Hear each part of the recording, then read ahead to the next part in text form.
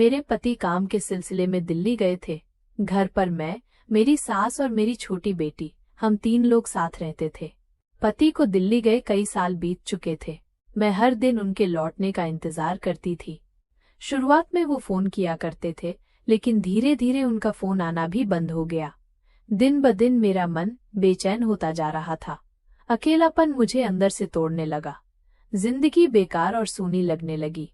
ऐसा लगता था जैसे कोई तो होना चाहिए जिससे मैं अपनी खुशी और गम बांट सकूं। इसी बीच हमारे पड़ोस में मुकेश नाम के एक किराएदार रहने आए। धीरे धीरे उनसे मेरी जान पहचान हुई। उनका स्वभाव शांत और अच्छा था। उनसे बात करके मन को सुकून मिलता था। मुझे हमेशा लगता कि वो मेरे बहुत करीबी हैं। उनके प्रति मुझे एक अजीब सा आकर्षण भी महसूस होने लगा। एक सुबह मैं नहा रही थी, तभी अचानक मुकेश जी घर पर आ गए। वो हालात बेहद अनकंफर्टेबल थे। जैसे तैसे मैंने अपने आप को संभाला। उसी दिन मैंने ठान लिया कि अब मुझे अपने पति का सच जानना ही होगा। आखिर इतने सालों से उन्होंने मेरी, अपनी बेटी की और माँ की कोई खबर क्यों नहीं ली। सास ने मुझे सलाह दी कि पति की तलाश करनी चाहिए। उनकी बात मानकर मैं और मुकेश जी दिल्ली गए, लेकिन वहां पहुंचकर जो देखा उसने मुझे अंदर तक तोड़ दिया। मेरा पति किसी दूसरी औरत के साथ रह रहा था। ये नजारा देखकर मेरी दुनिया बिखर गई। भारी मन से मैं घर लौट आई। अब किसी काम में दिल नहीं लगता था। मेरी सास हमेशा मुझे संभालती थी, लेकिन एक दिन उन्हें गांव जाना पड़ा। उस रात घर पर मैं और मेरी बेटी ही थे। जाते जाते उन्होंने मुकेश जी से कहा कि वो रात को हमारे घर रुक जाएं। उस रात मुझे नींद नहीं आ रही थी। जब मैं कमरे से बाहर आई तो देखा मुकेश जी जाग रहे थे और मोबाइल देख रहे थे। हम दोनों बातें करने लगे। बातों बातों में हमने उनके मोबाइल पर एक फिल्म देखनी शुरू की, लेकिन वो फिल्म बहुत रोमांटिक थी। माहौल ऐसा बना कि मुकेश जी अपने आप को रोक नहीं पाए और मैं भी उन्हें रोक नहीं सकी। उसके बाद उन्होंने, दोपहर के करीब 2 बज रहे होंगे। बाहर तेज धूप थी। घर के अंदर फैन चलने की वजह से थोड़ी ठंडक महसूस हो रही थी, लेकिन गर्मी तो ठीक है, फैन या कूलर चलाकर उसे दूर किया जा सकता है। पर दिल का क्या? दिल तो किसी भी तरह शांत नहीं हो रहा था। उसे कैसे शांत किया जाए? दिल के अंदर एक गहरा खालीपन पैदा हो गया था। उसकी वजह था मेरी जिंदगी का सबसे अहम इंसान, और वो है मेरा पति। मेरा पति पिछले 5 सालों से मुझसे दूर रह रहा था। कुछ साल पहले काम के सिलसिले में वो दिल्ली गया था। कंपनी ने ही उसे वहां भेजा था, लेकिन वहां जाकर वो इतना व्यस्त हो गया कि उसने घर लौटने का नाम ही नहीं लिया। शुरुआत में वो फोन करता था। जब भी फोन आता तो मैं उससे नाराज हो जाती थी। कभी कभी तो रो भी पड़ती थी, लेकिन तब वो हमेशा यही कहता, जल्दी ही वापस आऊंगा पल्लवी, तुम चिंता मत करो। और हर बार मुझसे एक वादा करता था। धीरे धीरे उसका फोन आना भी बंद हो गया। तब मुझे लगने लगा कि शायद उसकी जिंदगी में कोई और औरत आ गई है, इसलिए वो मुझे भूल गया। मैं सोचती थी, आखिर 7 जन्मों का रिश्ता जो प्यार और भरोसे से जुड़ा था, क्या वो इतनी आसानी से टूट सकता है? पति के बिना अकेले जिंदगी जीना कितना मुश्किल होता है, ये सिर्फ मैं ही जानती हूँ। कितनी तकलीफें और वो लंबी रातें मैंने जैसे तैसे करके गुजारी हैं। अकेलेपन की चुभन हर रोज मुझे अंदर तक तोड़ती थी। शादी के शुरुआती दिनों की यादें बार बार मन में आती। वो कैसे मुझे प्यार करता था, उसकी शरारतें, उसकी मस्ती और उसके साथ बिताए छोटे छोटे पल। लेकिन अब जब वो दूर हो गया था तो लगता था जैसे मेरी जिंदगी की सारी खुशियां छिन गई हों। हमारे घर में मैं, मेरी सास और मेरी बेटी सोनल, बस हम 3 लोग ही रहते थे। मेरे ससुर कुछ साल पहले किसी भयानक बीमारी से चल बसे थे। मेरी बेटी ही है जो मुझे उसके होने का एहसास दिलाती है। अगर वो न होती तो शायद उसके होने की कोई निशानी भी मेरे पास न बचती।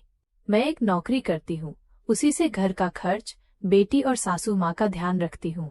कोरोना के समय मेरी ऑनलाइन नौकरी शुरू हो गई थी, जिससे आर्थिक हालात थोड़े संभल गए थे, लेकिन पति की कमी तो हमेशा खलती रही।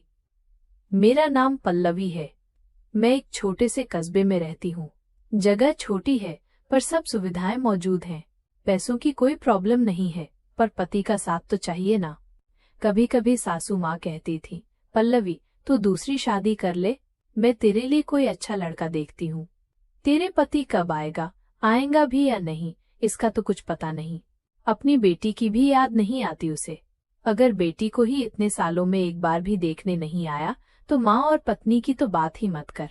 सासू माँ की बातें सुनकर मुझे बुरा भी लगता और मुझे सोचने पर मजबूर भी करता। सच है, 5 साल हो चुके थे, पति ने न फोन किया, न चिट्ठी भेजी, न बेटी का चेहरा देखा। कभी जो इंसान मुझसे बहुत प्यार करता था उसने मुझे ऐसे क्यों छोड़ दिया, ये सवाल मुझे हमेशा खाए जाते। सासू माँ मेरे भले के लिए कहती थी, लेकिन मैं दूसरी शादी करने के लिए तैयार नहीं थी। मैं साफ साफ कह देती, मुझे शादी नहीं करनी। आपकी देखभाल और मेरी बेटी की जिम्मेदारी कौन उठाएगा? अब किसी और पर भरोसा करना मेरे लिए बहुत मुश्किल है, और अगर शादी की तो समाज क्या कहेगा? इस तरह मैं हर बार बात को टाल देती। अंदर से मुझे पता था कि दूसरी शादी करने से जिंदगी बदल सकती है, मगर डर भी लगता था।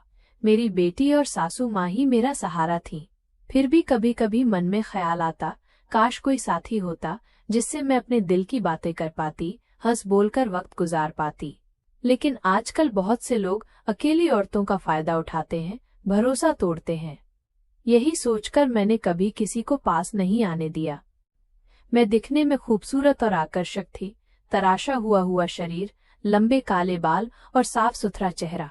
बहुत लोग मेरी तरफ आकर्षित होते, कुछ ने करीब आने की कोशिश भी की, लेकिन मैंने कभी किसी को मौका नहीं दिया।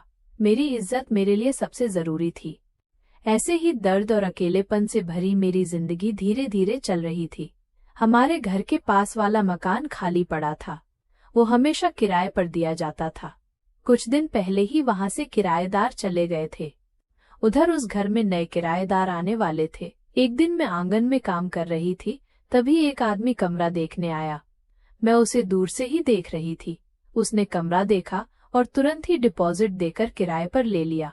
अगले ही दिन वो अपना सामान लेकर रहने भी आ गया। उसका नाम मुकेश था। वो एक कंपनी के लिए ऑनलाइन काम करता था। उसका काम गांव के पास वाली बैंक से जुड़ा हुआ था, इसलिए उसे कुछ महीनों तक यहीं रहना था। वो देखने में कम बोलने वाला और शांत लगता था। क्योंकि उसका घर मेरे घर के पास था, इसलिए कभी कभी हमारी हल्की फुल्की बातचीत हो जाती। एक दिन वो अचानक मेरे घर आ गया। उस समय मैं सब्जी के लिए प्याज और धनिया काट रही थी। वो दरवाजे पर खड़ा होकर बोला, अरे, आपके पास टेस्टर है क्या? मेरे घर की लाइट चालू नहीं हो रही। मैंने कहा, हाँ है ना, और मैंने तुरंत उसे टेस्टर दे दिया। टेस्टर मिलते ही वो खुश होकर बोला, ठीक है, मैं थोड़ी देर में लौटा देता हूँ। मैंने कहा, कोई बात नहीं, आराम से ले आना। कुछ देर बाद उसने टेस्टर वापस दिया और मुस्कुराकर बोला, आपका बहुत बहुत शुक्रिया, अच्छा हुआ लाइट ठीक हो गई, नहीं तो मुझे सारी रात अंधेरे में ही बैठना पड़ता। मैं भी मुस्कुराकर बोली, अरे हम पड़ोसी हैं मुकेश जी, आपको जो भी चाहिए बेझिझक कह देना। वो मुस्कुराया और शुक्रिया कहकर चला गया। अब धीरे धीरे हमारी बातचीत बढ़ने लगी। मेरी बेटी कभी कभी उसके घर खेलने चली जाती और उसे बुलाने के बहाने मुझे भी वहां जाना पड़ता। उसी दौरान मुकेश से थोड़ी बहुत बातें हो जाती। उसका नाम उसके स्वभाव की तरह ही शांत और सौम्य था। वो शादीशुदा है या नहीं ये मुझे पता नहीं था, लेकिन वो अकेले ही रहता था। उसके चेहरे से कभी नहीं लगता था कि उसे अकेलेपन से कोई तकलीफ है। एक दिन दोपहर का समय था। वो अपने घर के दरवाजे पर खड़ा था। आसपास कोई नहीं था। मैं जानबूझकर उसके पास गई और पूछा, अरे, आप अकेले ही रहते हैं? आपका परिवार कहाँ है? वो हल्का सा मुस्कुराया और बोला, नहीं, मेरा अब कोई परिवार नहीं है। फिर थोड़ी देर चुप रहकर गंभीरता से बोला, मेरी शादी हुई थी, लेकिन मेरी पत्नी अब इस दुनिया में नहीं है। हमारी शादी को सिर्फ 1 साल ही हुआ था और वो मुझे छोड़कर चली गई। ये कहते समय मुकेश के चेहरे पर गहरा दर्द झलक रहा था, फिर भी वो हल्का सा मुस्कुरा रहा था। उसके मन का दर्द मैं साफ महसूस कर सकती थी। शायद उसे भी मेरे हालात के बारे में पता था कि मेरा पति पिछले 5 सालों से घर लौटकर नहीं आया। शायद इसीलिए उसने मेरे बारे में ज्यादा पूछताछ नहीं की। सुबह का समय था तो मैंने उससे पूछा, आपने चाय पी है? वो बोला, नहीं, मैं कभी कभी ही चाय पीता हूँ। मैंने कहा, तो आज मेरी हाथ की चाय पी लीजिए। वो बोला, नहीं नहीं, क्यों आपको तकलीफ दूं? मैंने जिद की, अरे लीजिए ना, क्या फर्क पड़ेगा, आपके साथ मुझे भी चाय पीने का बहाना मिलेगा। आखिर उसने हामी भर दी। मैं उसे घर के अंदर लाई और सोफे पर बैठने को कहा। फिर मैं किचन में जाकर चाय बनाने लगी। उस समय मेरी सास बाहर गई हुई थी। मैंने अदरक वाली चाय बनाई। मुकेश ने चाय पीते हुए कहा, कितने दिनों बाद इतनी अच्छी चाय पीने को मिली है। यहाँ की दुकानों या होटलों में इतनी बढ़िया चाय मिलती ही नहीं। उस समय घर में टीवी भी चालू था। उस पर मैंने एक फिल्म लगा रखी थी। मैं बीच बीच में टीवी की ओर देख लेती। अचानक फिल्म में एक रोमांटिक सीन शुरू हो गया। हीरो ने हीरोइन को पास खींचा, उसे गले लगाया और उसके होठों पर हल्का सा किस किया। यह सीन देखकर मैं झेंप गई। मुकेश ने भी वो सीन देखा, लेकिन उसने नजरें फेरकर अनदेखा करने की कोशिश की। फिर भी उसकी आंखों में हल्की बेचैनी साफ दिख रही थी। थोड़ी देर बाद वो बोला, ठीक है, अब मैं चलता हूँ। चाय के लिए शुक्रिया। मैंने कहा, अरे इसमें शुक्रिया कैसा, अच्छा हुआ, कभी फिर आइएगा मेरे हाथ की चाय पीने। वो मुस्कुराकर बोला, हाँ जरूर, और चला गया। मैं सोफे पर बैठकर टीवी देखती रही। फिल्म में वही रोमांटिक सीन चल रहा था। हीरो हीरोइन को बहुत प्यार से गले लगाए हुए था। ये देखकर मेरा मन भी कुछ बेचैन हो गया। ऐसा लग रहा था जैसे उस हीरोइन की जगह मैं ही हूँ। फिर एक दिन सुबह मुझे उठने में देर हो गई थी। मैंने जल्दी से अपनी बेटी को उठाया, उसके लिए टिफिन बनाया और उसे स्कूल भेज दिया। सासू माँ को रोज सुबह 9:30 बजे मंदिर जाने की आदत थी, इसलिए वो भी नहाकर तैयार हो गई और मंदिर निकल गई। अब सासू माँ दोपहर 1 बजे ही लौटने वाली थी, इसलिए मैं निश्चिंत थी। मैंने मजे से चाय पी और फिर नहाने के लिए पानी गर्म किया।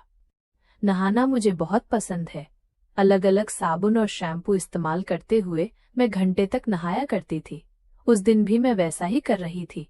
इतने में अचानक मेरे कानों में कुछ आवाज आई। शुरू में मैंने ध्यान नहीं दिया, सोचा गली में किसी की आवाज होगी, लेकिन वही आवाज फिर से आई। अब वो आवाज जानी पहचानी लगी। मैंने तुरंत नल बंद किया तो आवाज और साफ सुनाई दी। सुनिए पल्लवी जी, कहाँ हैं आप? मुझे तुरंत समझ आ गया कि पड़ोस के मुकेश जी आए हैं। अब तो मैं मुश्किल में पड़ गई। मैं बाथरूम में थी।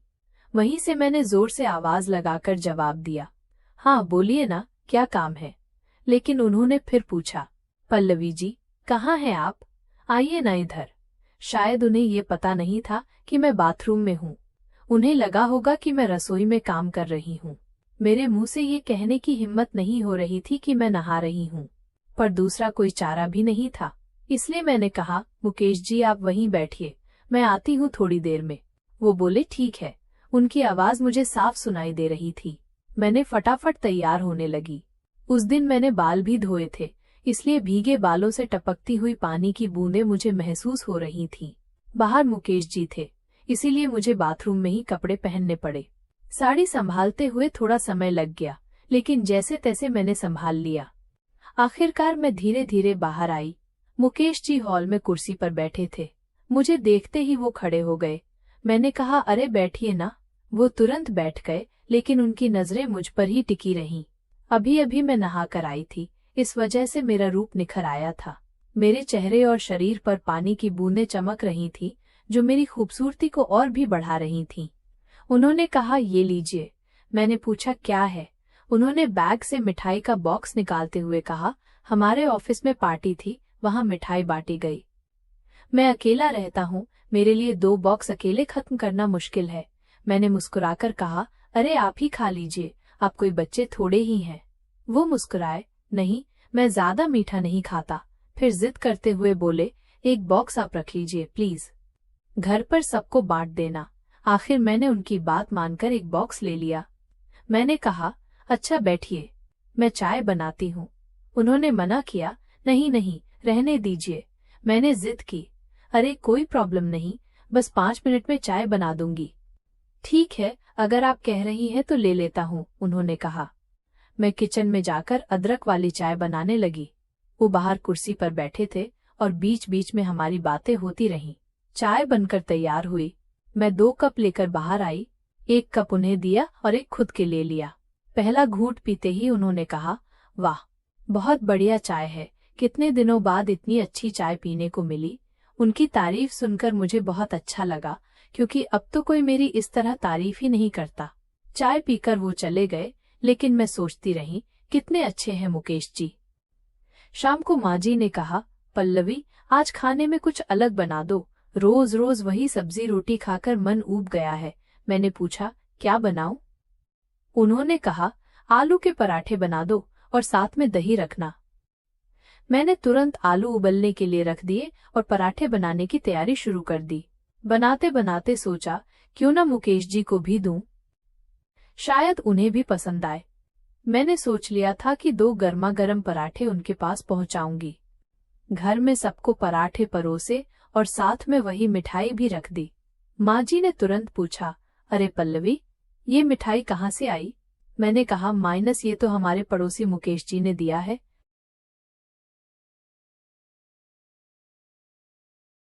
उनकी कंपनी में 2-3 बॉक्स मिठाई के मिले थे तो एक उन्होंने हमें दे दिया।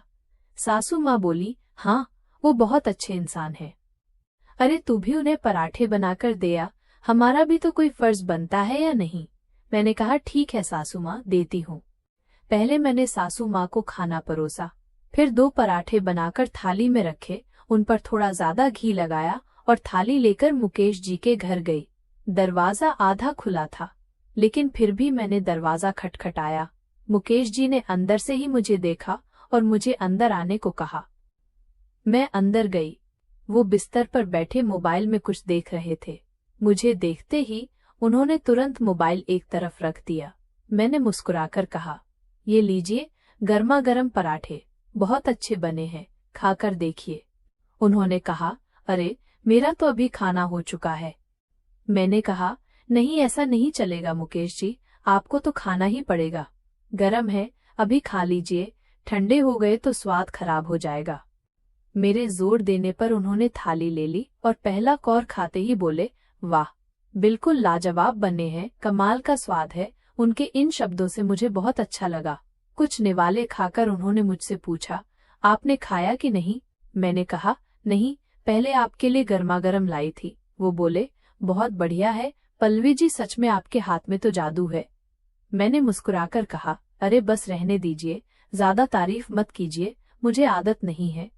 उन्होंने कहा, सच कह रहा हूँ, आपने इतने प्यार से ये स्वादिष्ट पराठे बनाकर लाए हैं, मैं तारीफ किए बिना रह नहीं पाया। फिर वो बोले, पल्लवी जी आप भी खाइए ना मेरे साथ, मुझे भी आपका साथ मिलेगा। वैसे भी रोज मैं अकेले ही खाता हूँ। ये सुनकर मुझे उनका अकेलापन महसूस हुआ। उनका दिल रखने के लिए मैं उनके पास जाकर बैठी और थाली से एक और खा लिया। मैंने कहा, ठीक है, मैं थोड़ा खा लेती हूँ, लेकिन ये आप पूरा खत्म कर दीजिए। वो मुस्कुराते हुए बोले, ठीक है पल्लवी जी, आपकी बात तो माननी ही पड़ेगी मुझे, लेकिन सच कहूँ तो आप खाना बहुत अच्छा बनाती हैं। मैंने शर्माकर कहा, अरे इतनी तारीफ मत कीजिए। वो बोले, तारीफ नहीं कर रहा, सच बोल रहा हूँ। जैसे आप सुंदर हैं, वैसे ही आप खाना भी कमाल का बनाती हैं। उनकी ये बात सुनकर मुझे बहुत अच्छा लगा। थोड़ी देर बाद मैंने कहा, चलिए अब मैं चलती हूँ। उन्होंने रोका, अरे ऐसे कैसे, थोड़ी देर और बैठिए ना। लेकिन मैं ज्यादा कुछ बोले बिना ही वहां से निकल आई। अगले दिन सुबह के करीब 10 बजे होंगे। मैं अपना ऑनलाइन काम करने में व्यस्त थी, तभी दरवाजे पर दस्तक हुई। देखा तो सामने मुकेश जी खड़े थे। उन्होंने पूछा, क्या कर रही हैं आप? मैंने जवाब दिया, कुछ नहीं, ऑनलाइन काम कर रही हूँ। वो थोड़ी देर मुझे देखते रहे, फिर हैरानी से बोले, पल्लवी जी, मुझे तो लगा था कि आप कहीं बाहर जाने वाली हैं। मैंने हैरानी से पूछा, आपको ऐसा क्यों लगा मुकेश जी? वो मुस्कुराते हुए बोले, क्योंकि आपने ये नई साड़ी पहनी है ना। मैंने तुरंत कहा, नई नहीं है, पुरानी ही है। उन्होंने चकित होकर कहा, अच्छा, लेकिन आप पर बहुत अच्छी लग रही है। उनकी बात सुनकर मैं थोड़ा शर्मा गई। फिर मैंने कहा, आपसे एक बात कहूँ? उन्होंने कहा, हाँ कहिए। तो मैंने कहा, मुझे आप या जी कहकर मत बुलाइए, आप मुझे सीधा पल्लवी कह सकते हैं। वो मुस्कुराए और बोले, ठीक है। उन्होंने मुस्कुराते हुए कहा, पल्लवी। उनके चेहरे पर मुस्कान थी। थोड़ी देर बातचीत करने के बाद बोले, ठीक है, आप अपना काम कीजिए, मैं चलता हूँ। उन्होंने मुझे बाय कहा और चले गए। दोपहर में सासू माँ मंदिर से प्रसाद लेकर आईं। प्लेट में मोतीचूर के लड्डू थे। सासू माँ ने कहा, बहुत सारा प्रसाद है, थोड़ा आसपास पड़ोसियों में बांट दो। मैंने एक कटोरी में 8-10 मोतीचूर के लड्डू निकाले और बाहर निकल पड़ी। मैं सोच रही थी कि किसे दूं, फिर सोचा मुकेश जी के घर ही जाती हूँ। उनके घर का दरवाजा जाली से बना था। बाहर से झांक कर देखा तो वो बेड पर आराम कर रहे थे। मैंने हल्का सा खांस कर आवाज दी तो उनका ध्यान मेरी ओर गया। तुरंत उन्होंने मुझे अंदर बुला लिया और पूछा, अचानक आई? क्या हुआ? मैंने कहा, सासू माँ मंदिर से प्रसाद लाई हैं। बहुत ज्यादा है तो उन्होंने बांटने को कहा है। फिर मैंने एक लड्डू हाथ में लेकर उनकी ओर बढ़ाया। उन्होंने हाथ आगे किया और लड्डू लिया। वो बोले, लड्डू तो काफी बड़ा है, कल ही बहुत ज्यादा मिठाई खा चुका हूँ, ज्यादा मीठा खाई तो मुझे एसिडिटी हो जाती है। मैं मुस्कुराई, अरे आप इतने बड़े आदमी हैं, ये छोटा सा लड्डू क्या हजम नहीं होगा? वो हल्का सा झेपते हुए बोले, नहीं, सच में ज्यादा मीठा खाने से मुझे तकलीफ होती है। मैंने कहा, तो फिर आधा खाइए और बाकी आधा मुझे दीजिए। वो बोले, ठीक है, लेकिन पहले आप आधा खाइए। मैंने लड्डू हाथ में लिया और कहा, नहीं, आप पहले खाइए, लेकिन उन्होंने हाथ आगे नहीं बढ़ाया। फिर मैं जरा और पास गई और सीधा वो लड्डू उनके मुंह के पास ले गई। मुकेश जी मुस्कुराकर बोले, अरे जबरदस्ती मत करो। पर उनकी हंसी रुकी नहीं रही थी। मैंने फिर भी लड्डू खिलाने की जिद की। आखिरकार उन्होंने आधा खा लिया और बाकी आधा मेरी तरफ बढ़ाते हुए बोले, लो पल्लवी, ये तुम्हारा हिस्सा है। मैंने कहा, ठीक है, और मैंने भी आधा खा लिया। उस छोटे से पल ने हमें अंदर तक अच्छा फील करवाया। मैंने कटोरी एक तरफ रख दी और वहीं खड़ी रही। टीवी पर उन्होंने कोई पुरानी हिंदी फिल्म लगा रखी थी। उनकी नजरें कभी स्क्रीन पर जाती, कभी मेरी तरफ। मैंने कहा, ठीक है, आप फिल्म देखिए, मैं चलती हूँ। वो तुरंत बोले, अरे ऐसे कैसे, थोड़ी देर रुक जाओ ना। अकेले बैठा था तो बोर हो रहा था, अच्छा हुआ तुम आ गई। मैंने कहा, पर मुझे काम है, क्या करूँ? वो बोले, बस थोड़ी देर बैठो, फिर चली जाना। इतना कहकर उन्होंने धीरे से मेरा हाथ पकड़ लिया। पहली बार उन्होंने मुझे इतने करीब से छुआ था। थोड़ा अजीब तो लगा, लेकिन बुरा बिल्कुल नहीं लगा। वो धीरे से बोले, रुक जाओ ना, तुमसे बातें करके अच्छा लगता है। मैं चुप रही, बस कुछ पल वहीं खड़ी रही। उनका अपनापन भरा अंदाज मन को अलग सुकून दे रहा था। मैंने हाथ छुड़ाने की कोशिश की, लेकिन उन्होंने कसकर पकड़ा हुआ था। मैंने कहा, सुनिए, छोड़िए ना, मुझे जाने दीजिए। वो मुस्कुराए, क्या तुम्हें मेरे पास रहना अच्छा नहीं लगता? थोड़ी देर और बातें कर लो, फिर चली जाना। मैंने थोड़ा नाराज होकर कहा, ऐसी बात नहीं, पर मुझे जल्दी है। वो फिर बोले, पल्लवी, सच कहूँ तो तुम्हारे साथ बात करके बहुत अच्छा लगता है। अब भी मेरा हाथ उनके हाथ में था। अचानक उन्होंने हल्का सा झटका देकर मुझे अपनी तरफ खींच लिया। मैं उनके बिल्कुल पास आ गई और मेरा जिस्म उनके जिस्म से टकरा गया। उस पल में थोड़ी सी घबरा गई, पर दिल में एक मीठी सी हलचल भी उठी। उन्होंने मेरा हाथ छोड़ दिया, पर उनका एक हाथ मेरी कमर पर आ गया और दूसरा हाथ मेरे कंधे से पीठ तक सरक गया। उस छुअन से मैं कांप सी गई, चेहरे पर हल्की सी शर्म थी। उन्होंने धीमे स्वर में कहा, पल्लवी, एक बात कहूँ? मैंने जवाब दिया, हाँ, कहिए। वो बोले, तुम बहुत खूबसूरत हो, तुम्हारी आंखों को देखता हूँ तो बस उनमें डूब जाना चाहता हूँ। उनके इन शब्दों से मैं पूरी तरह सिहर उठी। मेरे दिल की धड़कनें तेज होने लगी, मेरी नजरें झुकी हुई थीं। उन्होंने धीरे से मेरा चेहरा ऊपर उठाया। हमारे चेहरे बहुत पास आ गए थे। कुछ पल खामोशी छा गई और अचानक उन्होंने अपने होंठ मेरे होठों के बिल्कुल करीब लाए। मैं पत्थर जैसी खड़ी थी। उनका स्पर्श मेरे अंदर की गहराई को सहला रहा था। उन्होंने मेरे होठों को हल्के से किस किया। मेरे पूरे बदन में जैसे बिजली दौड़ गई। प्लीज नहीं, ऐसा मत कीजिए, मैंने घबरा कर कहा। अरे कोई घर में आ गया तो हमें ऐसे देख लेगा, यहाँ तुम्हारे अलावा कोई नहीं आता, उन्होंने धीरे से कहा और मेरे बालों को कानों के पीछे किया। अब उनके हाथ मेरी पीठ पर इधर उधर घूम रहे थे। मेरे मन में ख्याल आ रहे थे, क्या ये सही है? लेकिन उनके हर स्पर्श से एक अजीब सा आकर्षण और विश्वास जाग रहा था। अब वो मेरी सारी साड़ी का पल्लू धीरे धीरे हटाने लगे। मैं शर्म और घबराहट से हल्की सी कांप रही थी। उन्होंने मेरे गले पर होंठों से हल्का सा स्पर्श किया और मेरे पूरे बदन में फिर से सिहरन दौड़ गई। उनके इस स्नेहमयी व्यवहार से मैं कुछ पल के लिए खुद को भूल बैठी। उनके हाथ मेरी पीठ पर घूम रहे थे। तभी मेरे दिल ने मुझे कहा, पल्लवी, ये पल खास है, इसे संभाल कर रख। मैंने अपना पल्लू ठीक किया और उनकी आंखों में देखते हुए कहा, मुकेश जी, जो कुछ आप कर रहे हैं वो मुझे भी चाहिए, पर मेरा मन अभी भी थोड़ा मुश्किल में है। कितने सालों से मैं अकेली हूँ, मैंने कभी किसी को अपने इतना पास आने नहीं दिया। मुझे पता है मेरा पति अब कभी लौटकर नहीं आएगा, लेकिन मुझे जिंदगी भर के लिए एक पार्टनर चाहिए जो मेरा हाथ थामकर मेरे साथ चले। क्या आप इसके लिए तैयार हैं? अगर आपकी हाँ है तो ही हम आगे बढ़ें। मेरी बात सुनकर मुकेश जी की आंखों में एक अलग ही खुशी चमक उठी। वे हल्की मुस्कान के साथ बोले, पल्लवी, मैं तुमसे दिल से प्यार करता हूँ। मैं एक जन्म नहीं बल्कि 10 जन्म तक तुम्हारा बनना चाहता हूँ। उनके इन शब्दों ने मेरे दिल को प्यार से भर दिया। मैं उनकी ओर देखकर मुस्कुराई और धीरे से उनकी बाहों में समा गई। मैंने अपना सिर उनके सीने पर रखा। उस पल मुझे बहुत अच्छा लगा। वो मेरे हाथों को प्यार से सहला रहे थे। मेरे दिल को एक अजीब सा सुकून मिल रहा था। उन्होंने धीरे से मेरे चेहरे पर आई लटों को पीछे किया और कान में धीरे से बोले, पल्लवी, तुम मेरे लिए बहुत खास हो।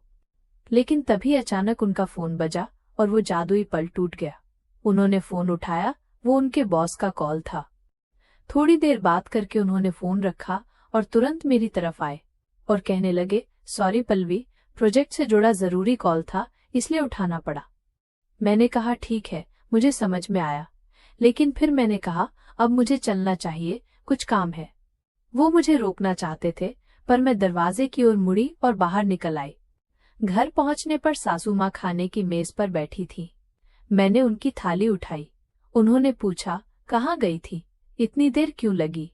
मैं कुछ बोलना चाहती थी पर शब्द गले में अटक गए।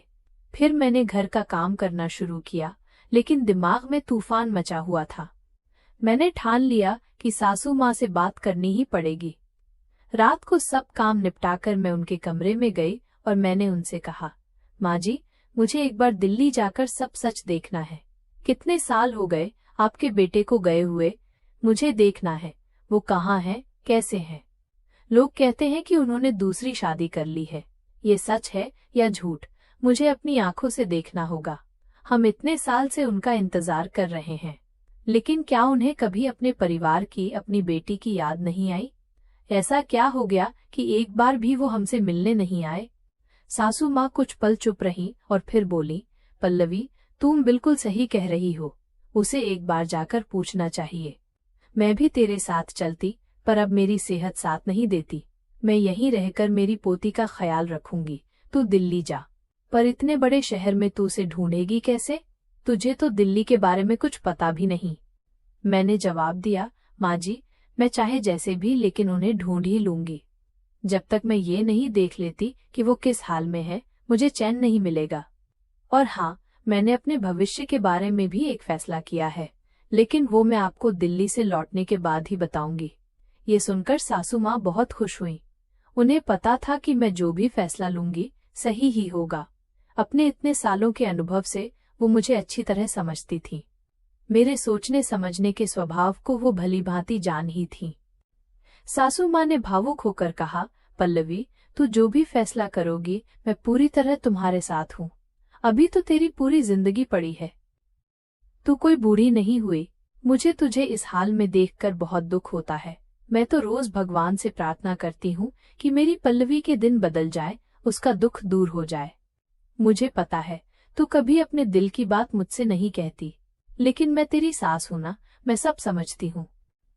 सासू माँ इतना सब कह रही थी, तब मुझे लगा कि शायद उन्हें मेरे और मुकेश जी के बारे में कुछ पता चल गया है। कहते हैं ना, चाहे कितना भी छुपाओ, सच ज्यादा देर तक छुपा नहीं रहता। अब मैंने तैयारी शुरू कर दी। तय किया कि कल मैं दिल्ली जाकर अपने पति का सच सामने लाऊंगी।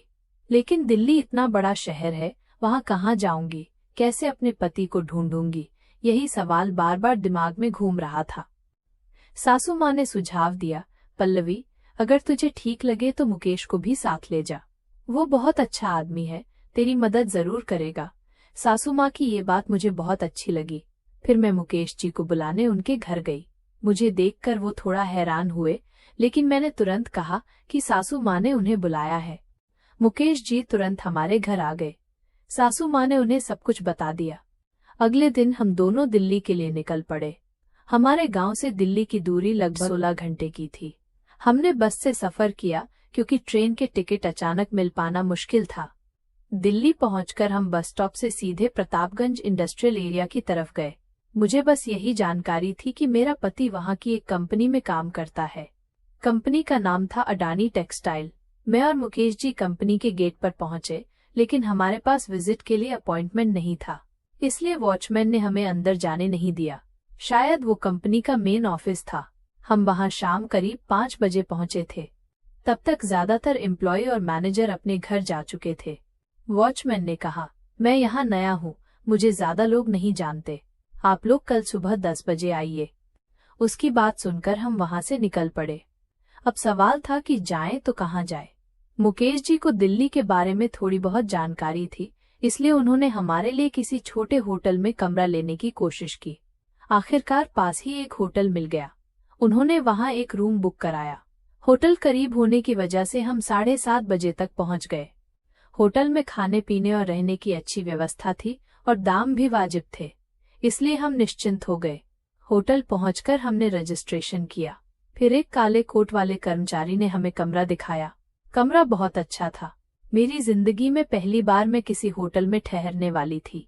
कमरे में पानी की अच्छी व्यवस्था थी, बाथरूम साफ सुथरा था। बड़ी खिड़कियों से कमरा और भी रोशन लग रहा था। मैंने खिड़की के पर्दे हटाए तो बाहर का नजारा बहुत अच्छा लगा। हम दोनों ने फ्रेश होकर नीचे कैंटीन में जाकर खाना खाया। कमरे में खाने का ऑर्डर करने की सुविधा थी, लेकिन मैंने ही कहा, चलो नीचे जाकर खाते हैं। खाना बहुत अच्छा था। रात करीब 10 बजे हम फिर कमरे में लौट आए। पूरे दिन की थकान से नींद तो आ रही थी, मगर सवाल ये था कि सोएं कैसे, क्योंकि कमरे में सिर्फ एक ही बिस्तर था। तब मुझे लगा अगर 2 कमरे लिए होते तो बेहतर होता, मगर खर्चा भी बढ़ जाता। मुकेश जी को भी ये बात समझ में आ गई। उन्होंने तुरंत कहा, पल्लवी जी, चिंता मत कीजिए, आप बिस्तर पर सो जाइए, मैं मैनेजर से गद्दा और कंबल मंगवा लेता हूँ, मैं नीचे ही सो जाऊंगा। मैंने उन्हें रोकते हुए कहा, नहीं, आप बिस्तर पर सोइए, मैं नीचे सो जाऊंगी। लेकिन उन्होंने मेरी बात मानी ही नहीं। हमारे बीच इस बात पर तू मैं शुरू हो गई। वो कहते आप ऊपर सोइए और मैं कहती नहीं, आप ऊपर सोइए। आखिरकार तंग आकर मैंने ही कहा, ठीक है, चलिए आज के लिए एडजस्ट कर लेते हैं, हम दोनों बिस्तर पर सो जाते हैं। डबल बेड है, जगह भी काफी है। फिर हम बिस्तर के दोनों सिरों पर जाकर लेट गए। हमारे बीच इतनी दूरी थी कि मानो वहां भारत पाकिस्तान का क्रिकेट मैच हो सकता था। हम दोनों पलंग के बिल्कुल अलग अलग कोनों में थे। दिन भर की थकान से हमें तुरंत नींद आ गई। सुबह जब मेरी आंख खुली, खिड़की से धूप अंदर आ रही थी। मैंने बगल में देखा तो मुकेश जी बिस्तर पर नहीं थे। मैंने सोचा शायद बाथरूम में होंगे, इसलिए ज्यादा ध्यान नहीं दिया। लेकिन जब दाईं ओर नजर डाली तो देखा कि मुकेश जी नीचे जमीन पर चादर बिछाकर सोए हुए थे। उन्हें देखकर मैंने माथे पर हाथ मारा और सोचा, अरे ये कैसे इंसान है? क्या मैं कोई चुड़ैल थी जो इनके ऊपर चढ़ बैठती? क्या फर्क पड़ जाता अगर बिस्तर पर ही सोए रहते? लेकिन छोड़ो, वो आराम से सो रहे थे और जोर जोर से खर्राटे ले रहे थे। उनकी इस हरकत से मेरे मन में उनके लिए इज्जत और भी बढ़ गई, क्योंकि रात भर हम एक ही कमरे और एक ही बिस्तर पर थे। कोई दूसरा मर्द होता तो शायद हालात का गलत फायदा उठाता या मजाक करता, लेकिन मुकेश जी इतने अच्छे इंसान निकले कि उन्होंने मुझे चैन से सोने दिया और खुद नीचे जमीन पर सो गए। मैं तैयार हुई और फिर उन्हें भी उठाया। हम दोनों ने नाश्ता किया और होटल से बाहर निकल आए। निकलते वक्त बिल चुका दिया ताकि औपचारिकता पूरी हो जाए। सोचा जरूरत पड़ी तो यहीं वापस आ जाएंगे। मुकेश जी और मैं सीधे अडानी टेक्सटाइल के ऑफिस के पास पहुंचे। उस समय करीब 11 बजे होंगे। वहां पहुंचकर वॉचमैन से पूछा। आज वहां कोई और ही वॉचमैन था, कल वाला नहीं था। नए वॉचमैन ने अंदर फोन करके हमें एंट्री दे दी। जैसे ही हम अंदर गए, मेरा दिल जोर जोर से धड़कने लगा। मन में बार बार यही ख्याल आ रहा था, अगर मेरा पति यहाँ मिला तो उससे क्या कहूंगी? कितने साल हो गए थे उसे देखे हुए, बाकी सब सवाल पीछे छूट गए थे। मैं सिर्फ उससे मिलने के ख्यालों में खो गई थी। हमें एक वेटिंग रूम में बैठा दिया गया। थोड़ी देर बाद एक लड़का आया और हमें मैनेजर केबिन में ले गया। वहां पहुंचकर मैंने मैनेजर से बातचीत शुरू की और अपने पति का नाम बताया। मैनेजर ने कहा वो पहले यहाँ काम करते थे, लेकिन 2 साल पहले उन्होंने कंपनी छोड़ दी। ये सुनकर मैं बहुत उदास हो गई। मैंने उनसे पूछा, क्या आप बता सकते हैं कि अब वो कहाँ रहते हैं? उनका पता मिल सकता है क्या? लेकिन मैनेजर ने साफ शब्दों में मना कर दिया, मैडम, ये व्यक्तिगत जानकारी है और हम इसे साझा नहीं कर सकते। मैंने उन्हें बहुत विनती की, अपनी हालात बताए और अपना दर्द सामने रखा। तब उन्होंने कहा, ठीक है, मैं आपको एक पता दे रहा हूँ, लेकिन ये पता मैं आपको ऑफ द रिकॉर्ड दे रहा हूँ। प्लीज ये बात किसी को मत बताइए कि ये मैंने दिया है। मैं आपके हालात को समझकर मदद कर रहा हूँ, आप भी इस बात की गंभीरता समझिए। मैंने उनका शुक्रिया अदा किया और उन्हें यकीन दिलाया कि ये बात सीक्रेट ही रहेगी। अब जब मुझे पता मिल गया था तो मेरी उम्मीद फिर से जाग उठी। मेरे पति एक फ्लैट में रहते थे। मुकेश जी और मैं उस फ्लैट तक पहुंचे। दरवाजे की बेल बजाने से पहले ही मुकेश जी ने एक छोटा सा प्लान बना लिया था। बेल बजाते ही मेरा दिल जोर जोर से धड़कने लगा। काफी देर तक बेल बजाने पर भी दरवाजा नहीं खुला तो मैंने फिर से बेल बजाई। इस बार दरवाजा खुला, लेकिन एक औरत ने दरवाजा खोला। मैंने उसे गौर से देखा। वो मेरे लिए पूरी तरह अनजान थी। मुकेश जी ने विनम्रता से कहा, मैडम, क्या आपके पति घर पर हैं? हम अडानी टेक्सटाइल से आए हैं। आपके पति पहले वहां काम करते थे। कंपनी की ओर से उनके कुछ सेटलमेंट बाकी है, उसी को पूरा करने के लिए हम यहाँ आए हैं और हमें उनकी कुछ जानकारी चाहिए। वो औरत थोड़ी सोच में पड़ी, लेकिन फिर उसने अंदर मुड़कर जोर से आवाज लगाई, विशाल, देखो कौन आया है। कुछ ही देर में दरवाजे पर एक आदमी आया। मैं बस उसे देखती ही रह गई, क्योंकि वो मेरा ही पति था। उसे देखते ही मेरा दिल और जोर से धड़कने लगा। दिल में दर्द भी था और गुस्सा भी। मेरा दिल कर रहा था कि तुरंत उससे सवाल करूं, तू मुझे इतने सालों से छोड़कर दूसरी औरत के साथ यहाँ रह रहा है? क्या तुझे मेरी याद कभी नहीं आई? लेकिन ये सब कहने से कोई फायदा नहीं था। अगर उसे मेरी परवाह होती तो वो मुझे कभी छोड़कर नहीं जाता। मैंने अपना मुंह स्कार्फ से ढका हुआ था, इसलिए उसने मुझे पहचाना नहीं। मुकेश जी ने अपना प्लान आगे बढ़ाया और बोले, कंपनी ने तय किया है कि आपको चेक और आपकी पत्नी के लिए भी कुछ गिफ्ट दिए जाएंगे। प्लीज आप दोनों अपना नाम और नंबर इस डायरी में लिख दीजिए। अगले महीने हम आपसे कांटेक्ट करेंगे, तब आपको कंपनी आकर चेक और गिफ्ट लेना होगा। विशाल और वो औरत एक दूसरे को देखकर थोड़े हैरान थे, लेकिन अंत में विशाल ने अपना नाम और उस औरत का नाम डायरी में लिखा। उसने वहां साइन किए और वो औरत भी अपने नाम के आगे साइन करने लगी। ये सब देखकर मेरा दिल बुरी तरह टूट गया। इतने सालों से मैं सिर्फ अपने पति की यादों में जी रही थी और यहाँ वो किसी दूसरी औरत के साथ रह रहा था। इतना बड़ा फ्लैट। शायद उन्होंने शादी भी कर ली हो, क्योंकि शादी के बिना वो औरत उसके साथ कैसे रहती। उस पल तो मेरे ऊपर गम का पहाड़ ही टूट पड़ा। मेरी सारी उम्मीदें, सपने और उसके लिए संजोया हुआ प्यार, सब कुछ पल भर में खत्म हो गया। मैंने चेहरा स्कार्फ से ढका हुआ था, फिर भी मेरी आंखों से लगातार आंसू बहने लगे। मैंने कभी सपने में भी नहीं सोचा था कि मेरा पति मुझे इस तरह धोखा देगा। मुकेश जी ने मेरी हालत देखी और मुझे संभालते हुए वहां से तुरंत बाहर निकाल लाए। निकलते वक्त मुझसे चलना भी मुश्किल हो रहा था, लेकिन मुकेश जी ने मुझे सहारा दिया। हम थोड़ी दूर जाकर एक जगह बैठ गए। मैं पूरी तरह टूटी हुई थी, जैसे कोई जिंदा होते हुए भी अंदर से मर जाए। मैं चुपचाप बैठी रही। मुकेश जी ने अपने बैग से पानी की बोतल निकाली और मुझे 2 घूंट पानी पिलाया। मुझे पहले से ही अपने पति पर थोड़ा बहुत शक था, लेकिन वो इतना बड़ा कदम उठाएगा ये मैंने कभी सोचा भी नहीं था। दूसरी शादी कर किसी और औरत के साथ रह रहा है, ये कड़वी सच्चाई अब मेरे सामने थी। करीब 1 घंटे तक मैं वहीं बैठी रही। आखिरकार मुकेश जी ने कहा, पल्लवी, अब हमें निकलना चाहिए। उनकी बात मानकर हम वहां से उठे और सीधे बस स्टॉप पहुंच गए। गांव जाने वाली बस पकड़ी।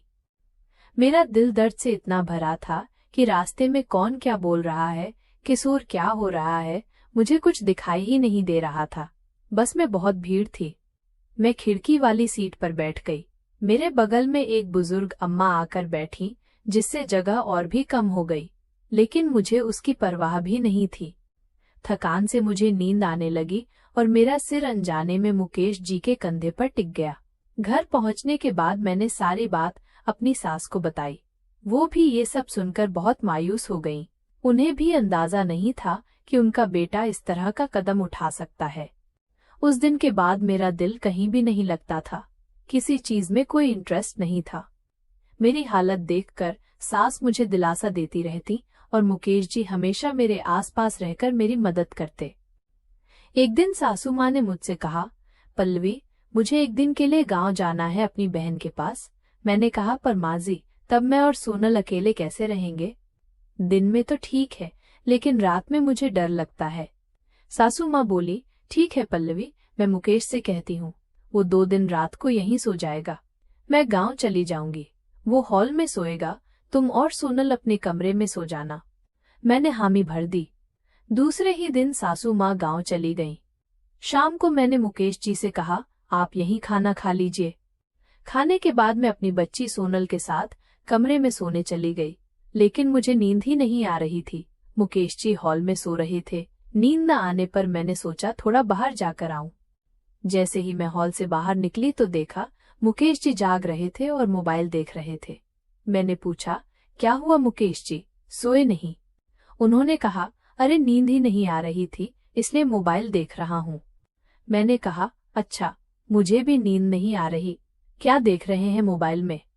उन्होंने कहा, कुछ खास नहीं, एक फिल्म देख रहा हूँ, आप भी देखिए अगर चाहें तो।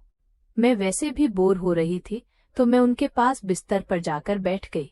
हम लगभग 10 मिनट चुपचाप फिल्म देखते रहे। अब फिल्म में एक रोमांटिक गाना शुरू हुआ। हीरो हीरोइन एक दूसरे को गले लगाकर चूम रहे थे। ये देखकर मुझे बहुत अजीब सा लगा। मैं उठकर जाने लगी और बोली, आप देखिए, मैं चलती हूँ। तभी मुकेश जी ने मेरा हाथ पकड़ लिया और पास खींचते हुए कहा, कुछ हुआ नहीं है, लेकिन अब होने वाला है पल्लवी। इतना कहते ही उन्होंने मुझे बिस्तर पर लिटा दिया और मेरे करीब आ गए, और फिर हम दोनों एक दूसरे के प्यार में पूरी तरह खो गए। पूरी रात मुकेश जी ने मुझे अपने से जुदा नहीं होने दिया। वो रात मेरी जिंदगी की सबसे यादगार रात बन गई। दूसरे दिन सासू माँ गांव से लौट आईं। एक सुबह की बात है, मैं रसोई में खाना बनाने की सोच ही रही थी कि अचानक मुकेश जी घर आ गए। सासू माँ भी घर पर थीं। उन्हें सुबह सुबह आया देखकर मैं थोड़ी चौंक गई। मैं सोचने लगी कि इतनी जल्दी ये क्यों आए होंगे। तभी सासू माँ ने कहा, बैठो मुकेश। पल्लवी, तुम भी आकर बैठो। मैं भी पास जाकर बैठ गई।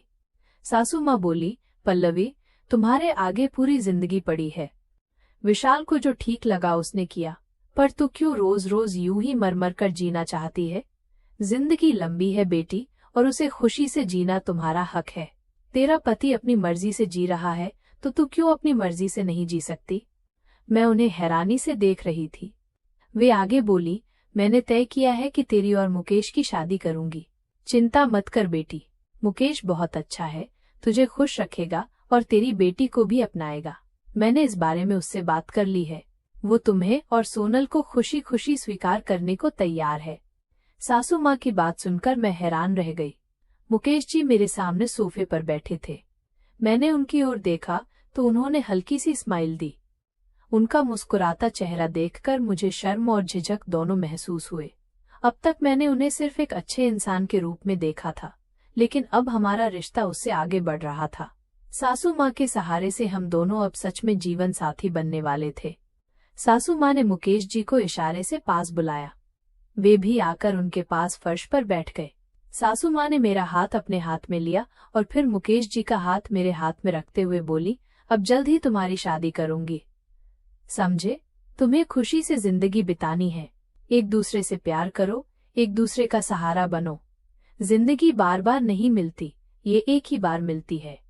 इसे रोकर मत बिताओ, बल्कि खुशी से जियो। उनके शब्द सुनकर मेरी आंखों से आंसू निकल आए। वो मेरे लिए इतना बड़ा कदम उठा रही थी। उनके दिए सहारे और मुकेश जी की नजरों में दिखती उम्मीद और प्यार ने मुझे नई जिंदगी शुरू करने की ताकत दी। दोस्तों, मुझे उम्मीद है कि आपको हमारी कहानी पसंद आई होगी। अगर कहानी पसंद आई हो तो वीडियो को लाइक करें।